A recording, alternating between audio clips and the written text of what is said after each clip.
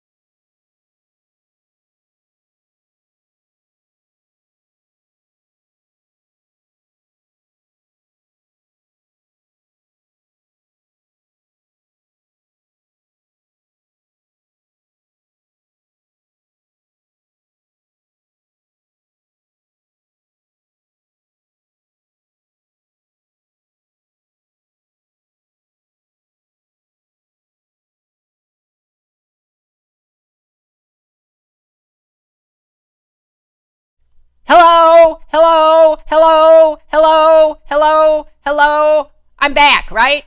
I'm back, right?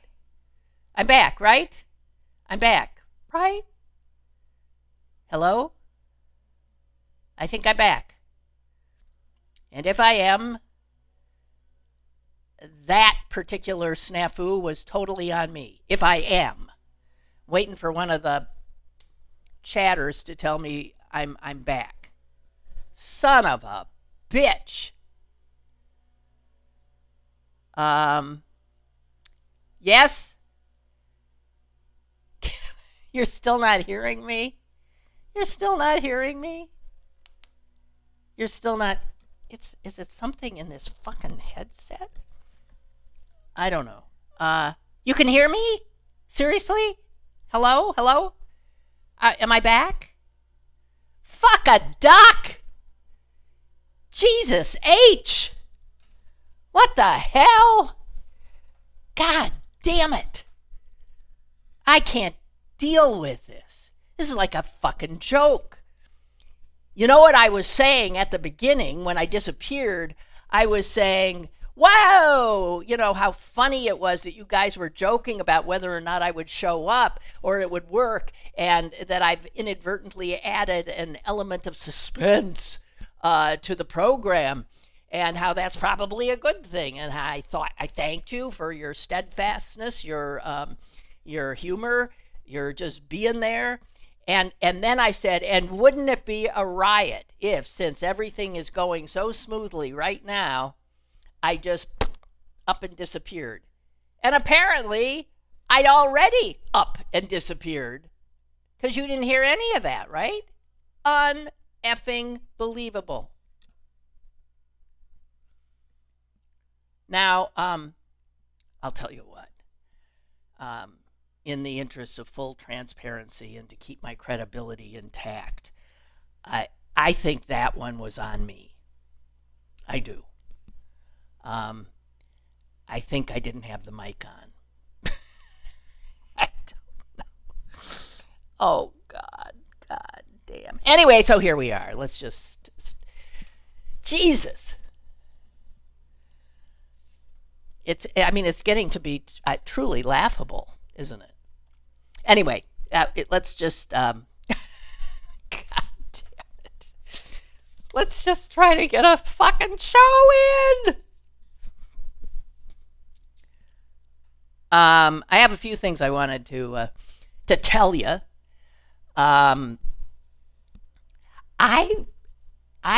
Did something...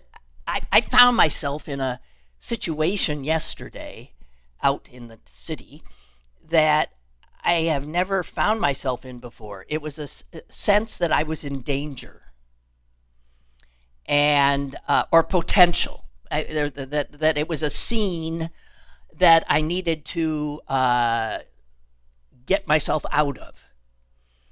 I've never been in that situation before. I was in my car with my trusty dog at my side, or in back of me, and I had turned a corner. This is all happening in the quickly changing, gentrifying commercial area of the new East Liberty.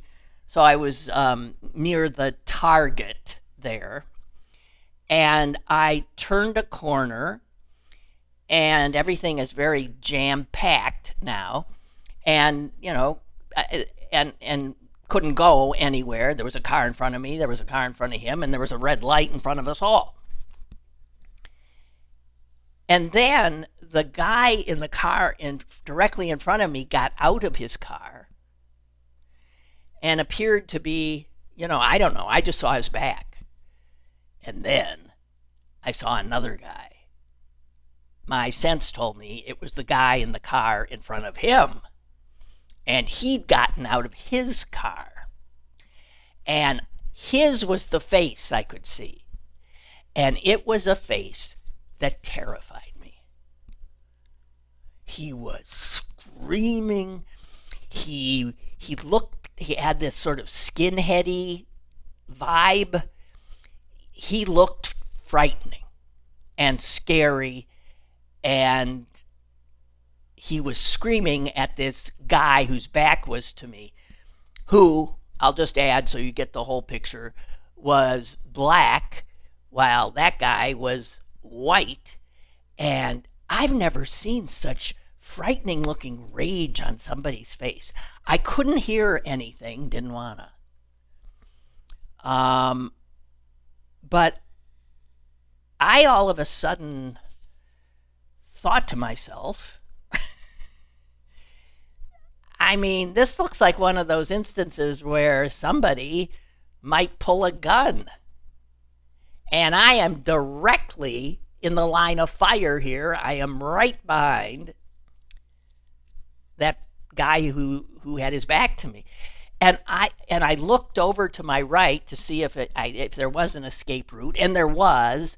And so I peeled off, and by the way, people were, I couldn't help but note that people on the sidewalk were stopping and staring, and it just looked like something that was potentially going to explode into violence. And so I got the hell out of there. I almost ran somebody down in the process, but I got out. And then I just kept worrying about whether anything had happened. And I don't know. So I don't watch local news. Nobody got killed in a gun battle in front of the Target yesterday, I hope. God! People. Just frightening. That never happened to me before, where I felt like in imminent danger, and I got out of the way. Jesus H. Anyway, just wanted to share that with you. Are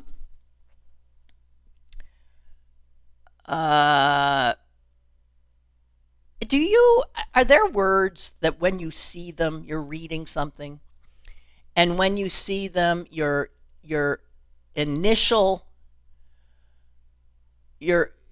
initially you misread the word?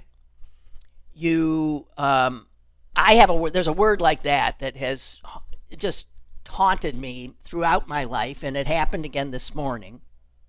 It was in an article about the absurdity of this, what's her name, Halligan idiot, who's going after Comey. It was an article about that, and I bumped into this sentence that appeared to say something like, the judge queried whether the prosecution had mizzled the grand jury. And I thought, now, whenever I see mizzled, I do very quickly correct myself and realize that it's misled.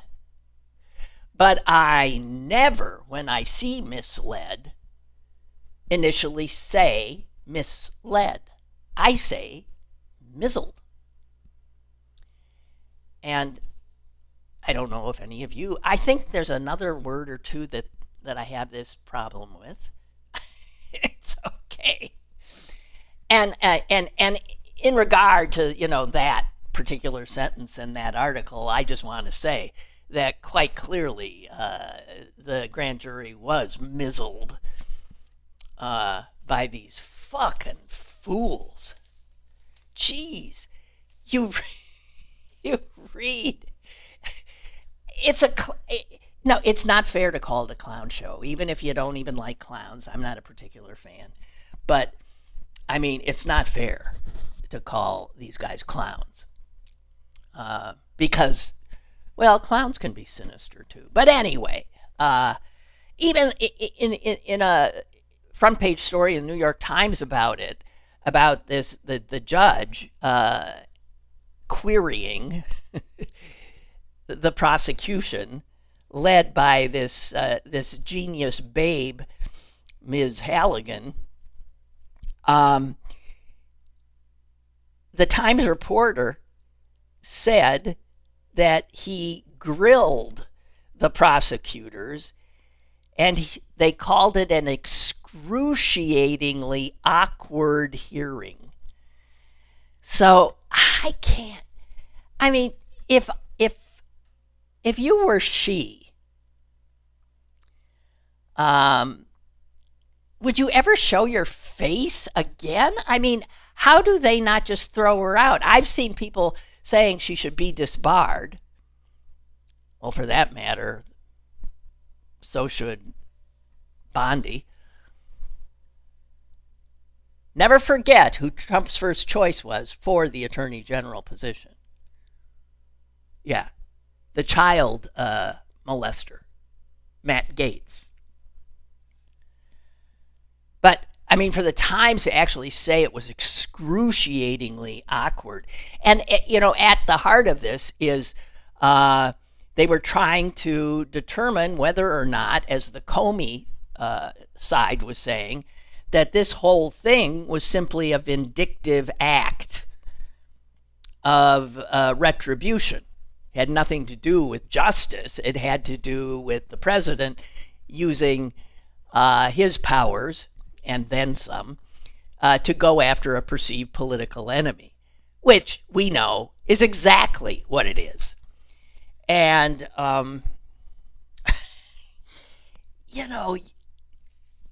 one of the things the judge asked the genius Halligan was, we all saw the president's statements that he put out there on social media demanding that the attorney general go after Comey. So, again, it goes all the way to the genius at the top scuttling. That'll scuttle the case. That case is going nowhere.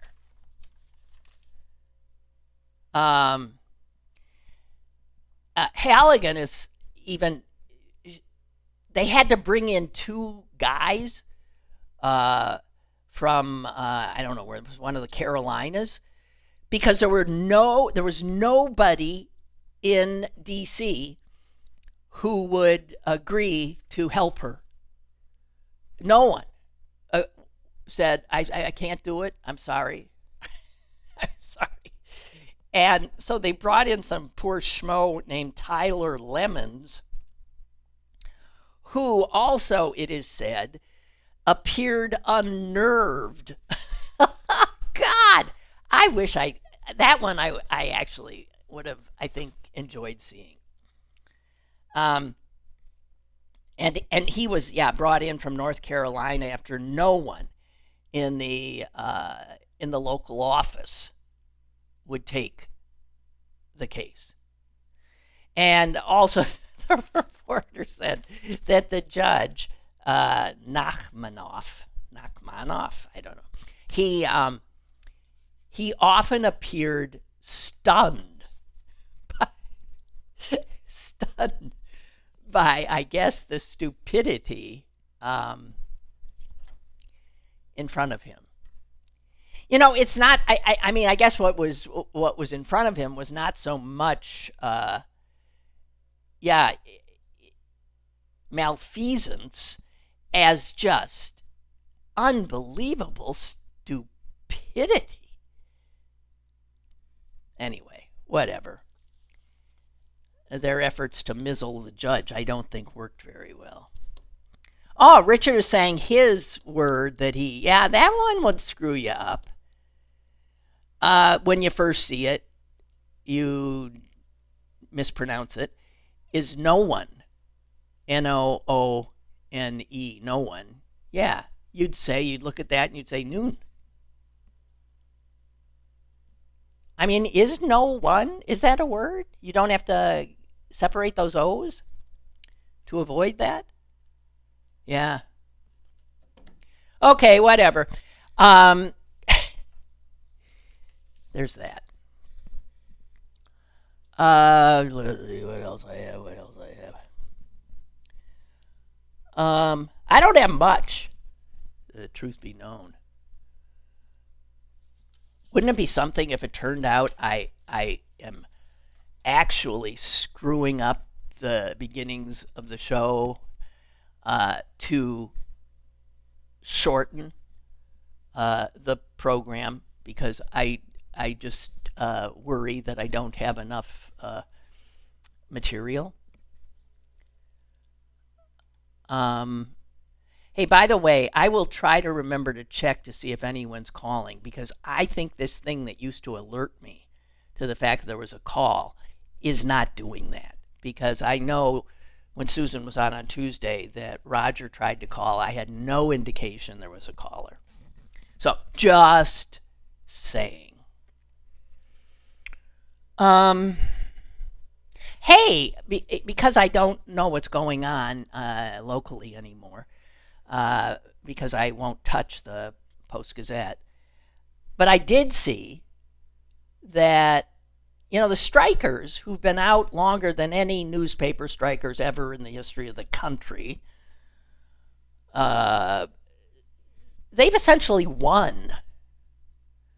I mean, the NLRB said what everybody knew, that the jerks at the Post-Gazette are not bargaining in good faith and ordered them to do so.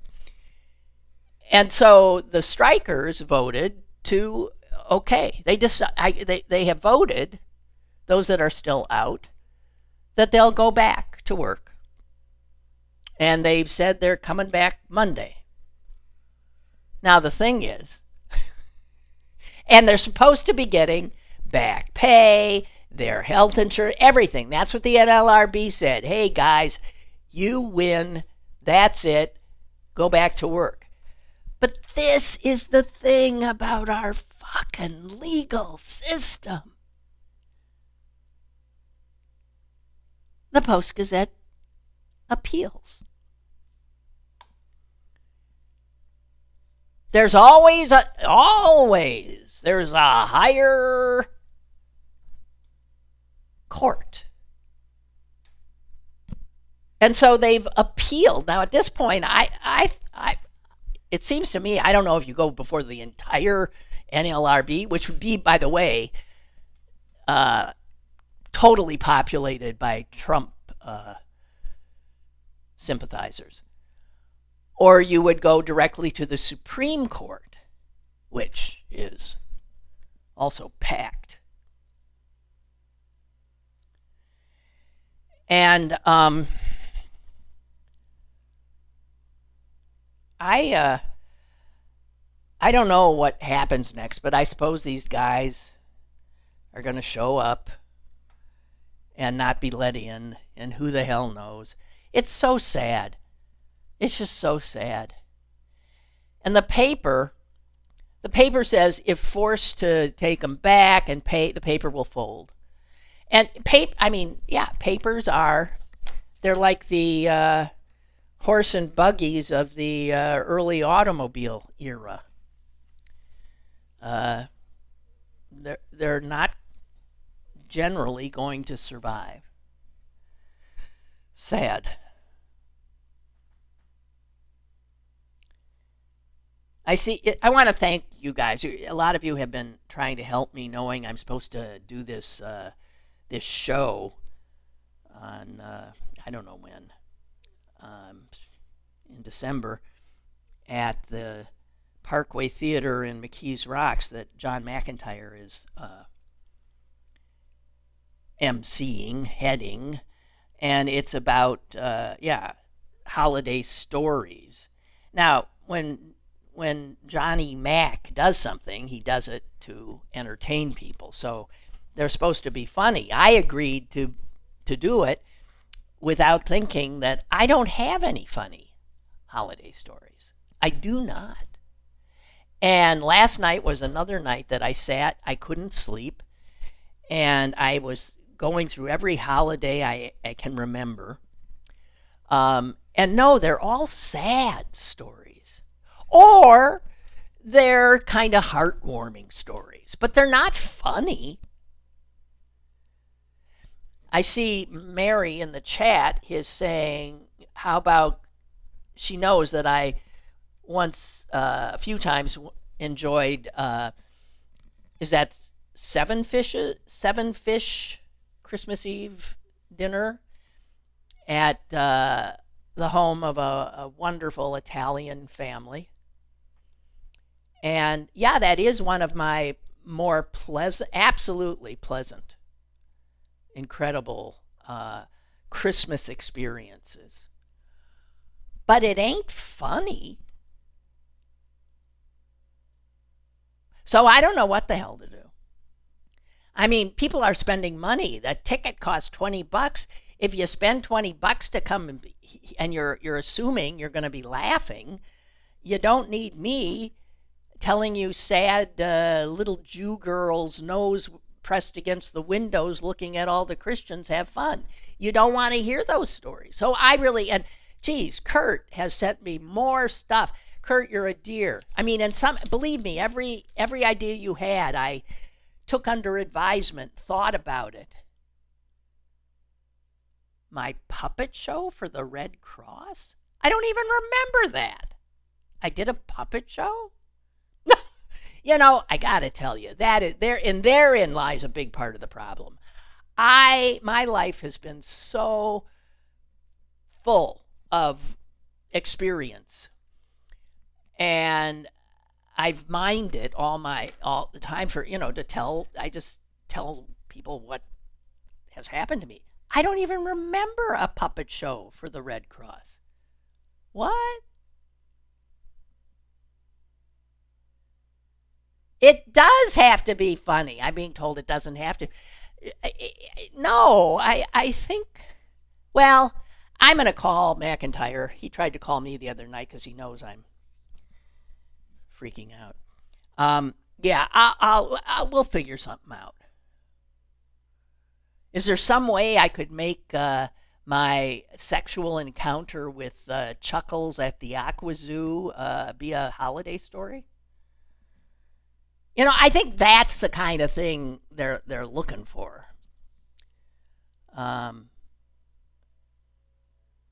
Puppet show at the Red Cross. Oh, Jesus, God in heaven! Hey, I learned something today. And this is no surprise. Scientists often are, looking into really seemingly odd things. But there's a bunch of scientists who apparently have spent God knows how much time. I won't include money, although I'm sure that's true too, about trying to figure out how long humans have been kissing each other. I'm not sure exactly that is what it is, but yeah, it's about kissing.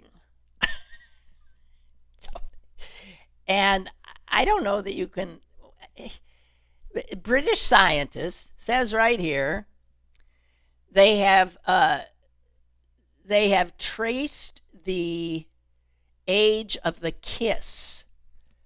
They're trying to when was the first kiss? Well, of course, come on, no one's going to find that. But they say, traced the age of the first kiss. Well, it's a pretty big, anywhere from 16 to 21 million years ago. They're giving themselves a lot of fudge room there. Anyway, we got it. It's anywhere from 16 to 21 million years ago that the first kiss happened. And one of the other things they have found out is that we're not the only species that, sucks face. Absolutely not. Ants do. Fish do. The Neanderthals did. Apes do. Chimpanzees do. The Neanderthals did it with us. And so they have determined that kissing is far more common among species than they had thought. But the thing that they're interested in it for is that it's sort of an evolutionary mystery because they can't really pinpoint what evolutionary benefit it has. Well, because what do you mean? It's a precursor. It can be a nice warm-up precursor to procreation, which is what all species are intending to do, right? Why are they saying it doesn't have an evolutionary? I don't know. Anyway, there you go. We ain't alone. Oh, Debbie says, tell the dinner story about accidentally eating flower bulbs and projectile vomiting and almost killing yourself. I could make that into a holiday dinner, huh? See, but I don't like lying. Richard saying, what? That I did a puppet show? Oh, now I remember. I just found out about that. I have no memory of it at all. But I have a nephew, my brother's son, who is an archivist. And he spends his time just happily digging through old materials. His specialty is maps. But I don't know, one day when he didn't have anything to do, he started digging around, I guess, in the Green Bay newspaper archives. And now that everything's online, he can do that. And he ended up sending me, and I guess I shared it with you. And you remembered it, but I didn't. He found a little item in the Green Bay Press Gazette. I can't believe you remembered these numbers. From 1957. And it was a little item that Lynn Miller, that'd be me, and I think Robin Deutsch and her sister Mady had done a puppet show to raise money for was it the Red Cross? And damn if they hadn't raised $9.27, and it made the paper. Oh, that's so sweet. Thank you for reminding me of that. But yeah, that ain't going to do it either. But yeah. I just saw the aforementioned Robin Deutsch when I was in Green Bay recently. Yeah.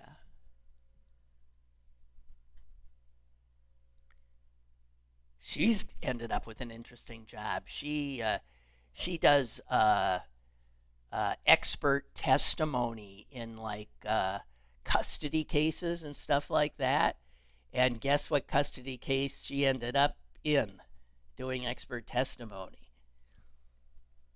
Brad Pitt and Angelina Jolie. I mean, that's whoa. I mean, that beats doing a puppet show in Green Bay for the Red Cross. But yeah. So, okay. Where are we going?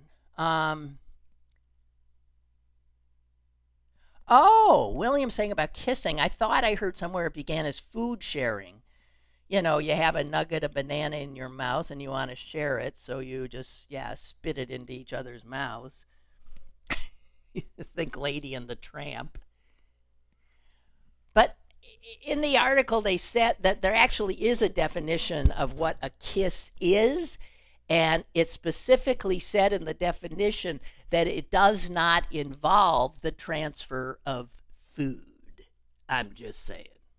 But you're right, that could be the beginning, where once the banana got ingested, the folks thought,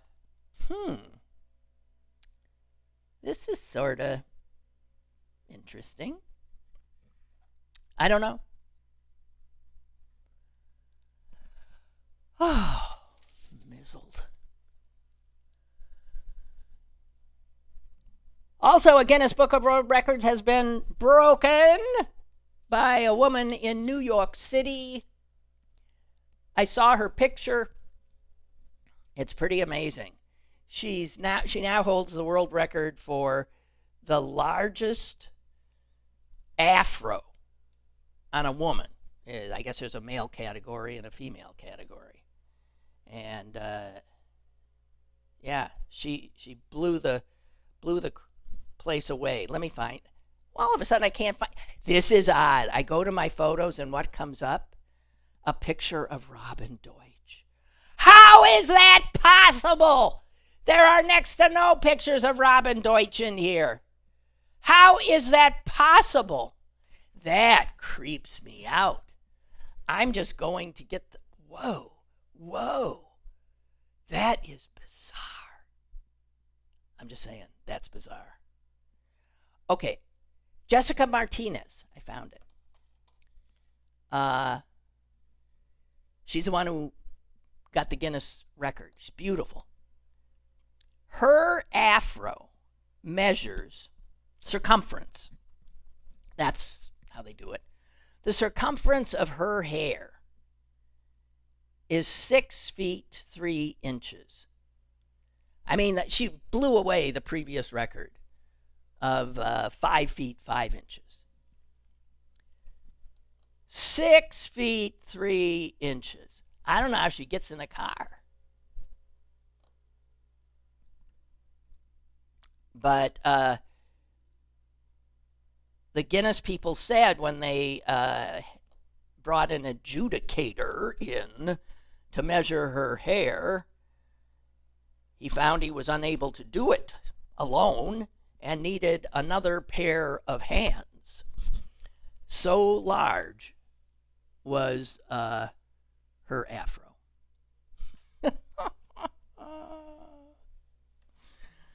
Oh, God. Okay. Hey, any of you been to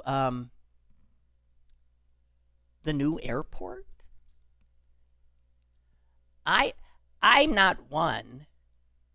Oh, you know what, Richard? You're right. Richard's saying you're accidentally doing a Throwback Thursday. This is the this is the final Thursday of the. Well, I think next Thursday is, but I'm gonna be not here. I'm gonna be stuffing turkey down my throat. So yeah, I am. I don't know if I'm gonna make it though to the end of the hour. I got nothing here, but I do want to move on to the airport. The pictures I've seen are really. I mean, it looks impressive. I was even thinking of driving out. This is what a boring existence I now lead. I was thinking of like just driving out there so that when I really do have a flight to catch, I got the lay of the land, and then I could poke around a little bit. But I mean, I couldn't get past TSA, but I was thinking of doing that, checking out the parking situation and all of that. But that would bespeak a rather pathetic. Not really. Who knows? The thing is when you get old, you do have more time often on your hands. And I know a lot of old people who are just astonishing in how vigorously they fill their time. They don't have enough time.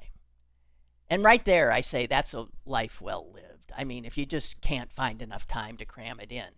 I, on the other hand, am relatively inert by nature, thumb twiddler, gazer out the windower. Sort of quiet, contemplative soul. But after a while, that can get a little, I don't know. But I don't, do things with my hands. I have a friend who's always trying to get me out to do something. She's constantly trying out new craft things. And so when I saw, it was just the other day, I saw that she was texting me, and I saw that the first lines were, "Would you be interested in?" And I thought, oh no. And then I remember what my mom always said. Just say yes. What do you think's going to happen in your life if you say no all the time? You got to say yes. So I thought, all right, whatever it is, I'll say yes. And then I saw what it was. And it was a class in something called needle punch. Now, don't you all start telling me, oh, I've been doing needle punch for years. I told her I was actually sort of half thinking of looking up needle point, and that there was something off-putting to me about the idea. Needle point sounds so sort of decorous and lovely and feminine, frankly. Needle punch, that sounds like something my sister would be into, punch is a word that puts me off. But anyway, she then suggested I look at a video. And I did. I actually spent 9 minutes of my life looking at a video of somebody doing a needle punch, and it doesn't float my boat, and I don't want to do it. But people do. I have a friend who's doing ceramics, and she's totally into it now, and she's putting out beautiful stuff. I have no artistic abilities at all. Zero. I can't draw a semblance of a human being, a dog, a cat, anything. And if asked to try, I just get so anxious. What's the fun in being anxious? I don't get that stuff. All right. So,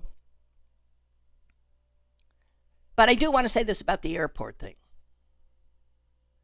which is I was fascinated at the logistics. I mean, because the airport couldn't close.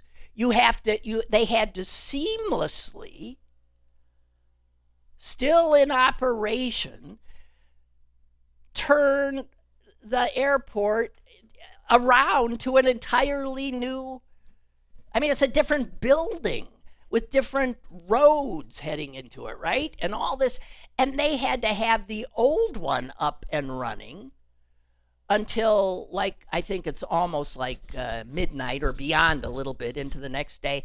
And then, bango, they switch. And all of a sudden, they have to put up signs because you couldn't have the wrong signs up before. All of a sudden, all the signage has to change. And you probably had a window of about 2-3 hours before the next day's really, really early flight started up. I cannot believe that they pulled that off. I mean, that is, like, really impressive. Oh, Russell, don't make me think of that. I remember, he says, when you got engaged to one of your colleagues. I recall it was a guy, Dimitri. Whatever happened to him?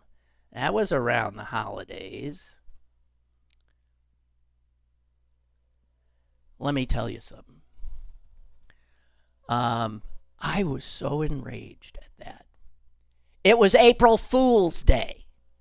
And Dimitri Vassileros was subbing for, who knows, maybe Doug. And damn if he didn't do a whole song and dance about, that we had gotten engaged. And believe me, I really was pissed. I wouldn't do that because I'm pissed. It doesn't make me laugh. I was going through some stuff, some of my papers, and came upon, there was a friggin' article in the paper written by the TV critic about Dimitri on my TV show, Cullen Devlin, I think it was, and how I can't even remember. Now I just read that, and he so offended me on that show that all hell broke loose. Or he was subbing for me. I don't know what the hell it was, but it ended up as a big story. Dimitri in person, as a human being, he and I got along. But, he had his a shtick. And, whatever. No, the holidays? I don't. One of the things that I have always thought, but there's not much to say about it, is having been the feature reporter for WTAE TV for a number of years, it is absolutely astounding that I managed to never have to get up at some ungodly hour in the morning and drive to fucking Punxsutawney to cover that rodent being pulled out of a hat or whatever they do.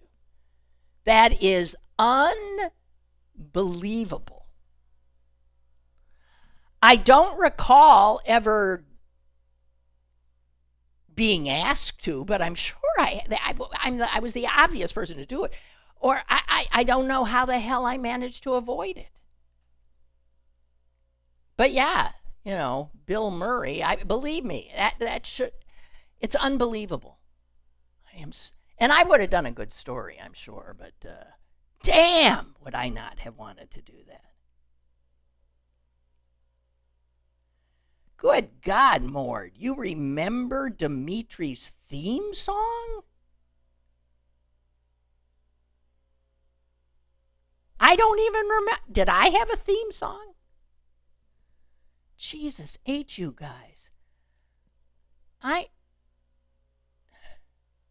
Wow. Yike. I mean, I think all the pot I smoked did my short-term memory in, but we're talking long-term memory here, and it's gone too. Damn. Wow.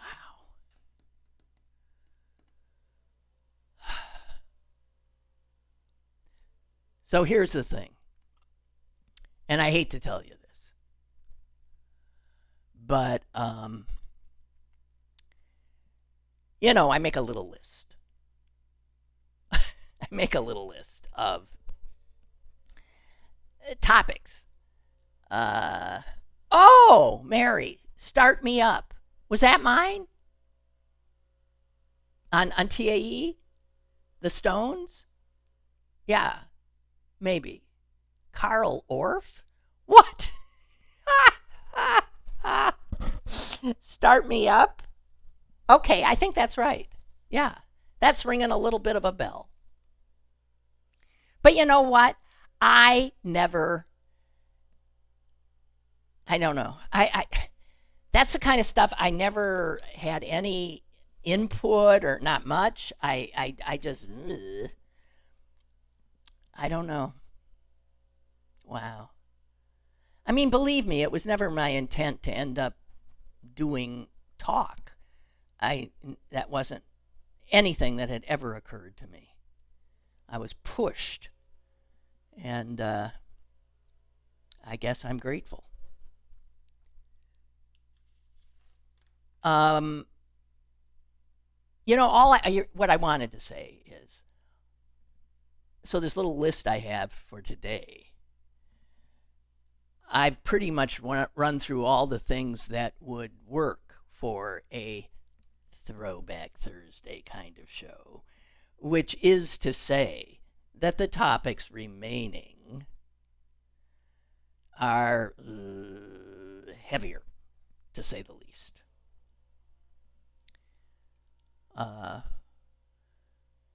Rust Belt says, the last I heard about Dimitri is he was doing a talk show out of Wheeling, West Virginia. Yeah, I think that's true. I do. I think that is absolutely correct. Yep.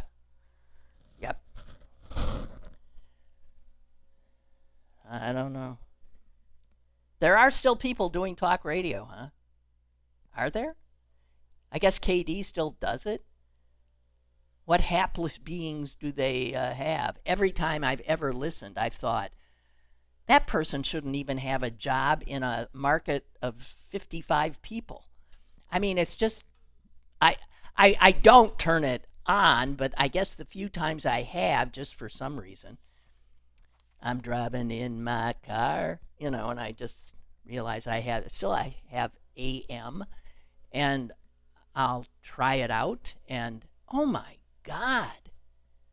I don't mean to demean whoever's doing it now, because I don't even know who it was I heard, but the guy I happened to hear in the last year or so was astonishingly awful. It wasn't even what he was saying. It was. It was just boring. I mean, just boring. No sense of what the job is. I just, unbelievable. Amord. Now that I remember, that Doug's closing was Groucho's I Must Be Going. I came to say, I must be going. I'll sing a song or two, but I am telling you, I must be going. That is wonderful. And Mort is saying that should be the outro for Throwback Thursdays, but that would just give me one more thing to fuck up. If I can't even do the regular outro, or it doesn't seem to want to work anymore. So, what? I don't remember that.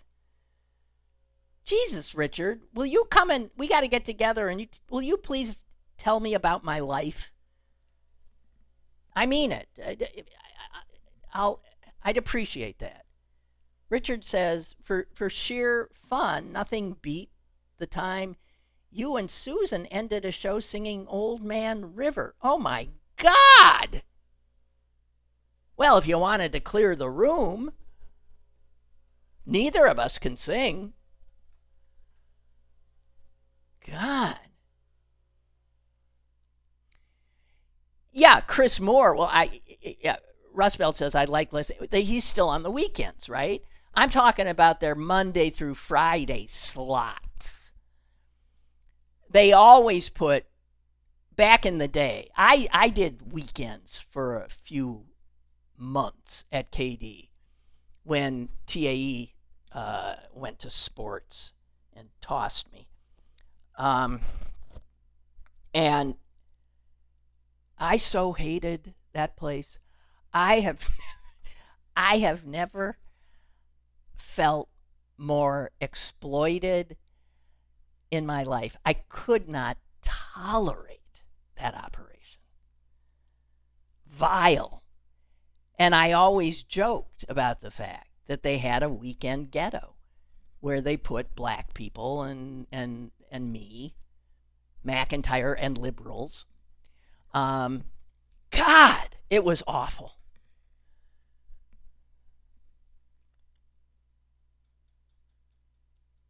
So, and Dick Van Dyke is turning 100 today.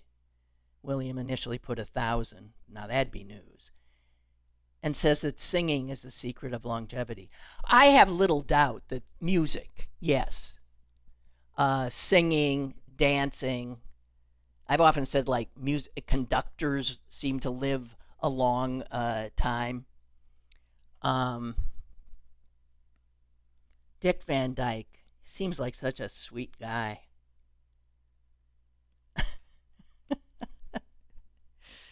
Oh, man.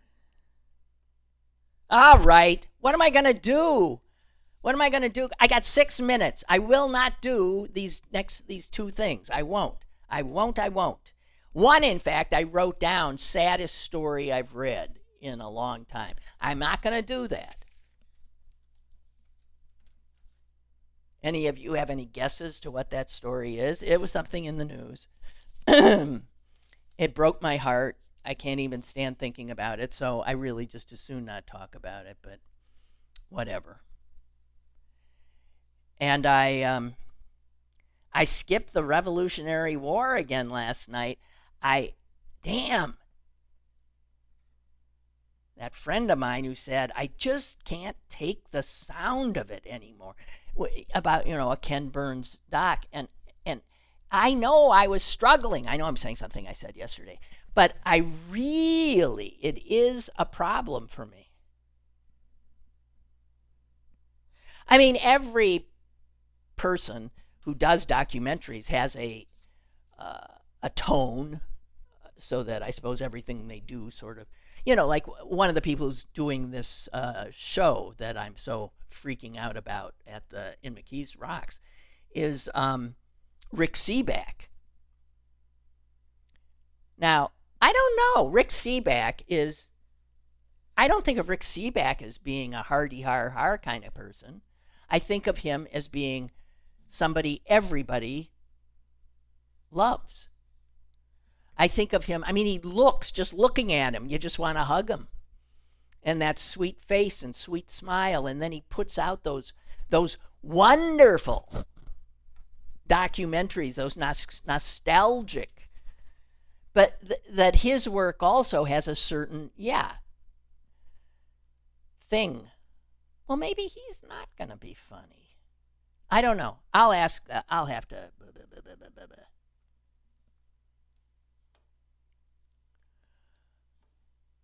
Mord says Van Dyke was a contestant on The Masked Singer when he was like 98. Are you kidding? Wow. God bless him. Well, God has blessed him, obviously. To live a long life and still be able to sing and to enjoy your life. That's something wonderful. Well, okay. I'm limping to the end here. I'll call McIntyre. He'll cajole me and assure me that, he did on text, because I did tell him I was freaking out. And he said, "Oh, I love you, I don't know what you do." But I got nothing. I want, I don't want to have to write I just want to get up there and talk. I don't want to have to work. And this is turning into work.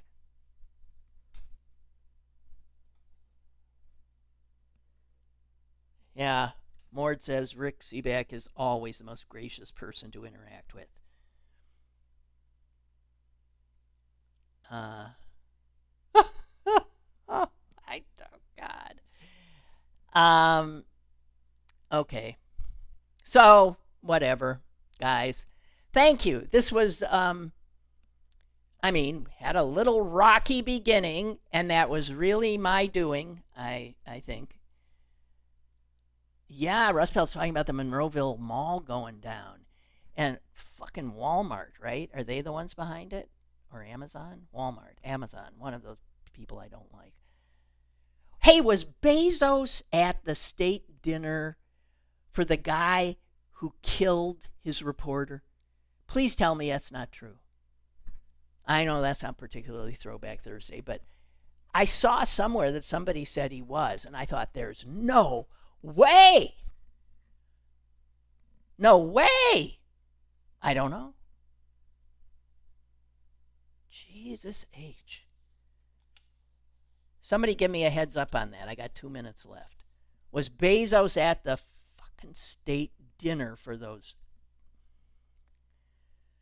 billionaires and murderers and child abusers? Because